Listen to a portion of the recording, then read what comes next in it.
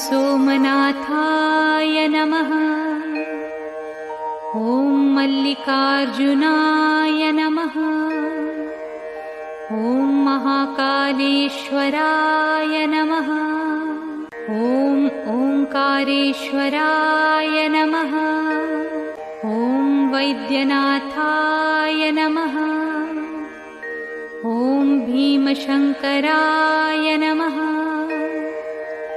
ॐ रामेश्वराय नमः। ॐ नागेश्वराय नमः। ॐ विश्वेश्वराय नमः।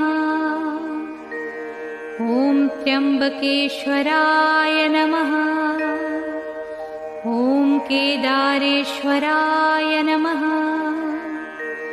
ॐ भुस्मेश्वराय नमः।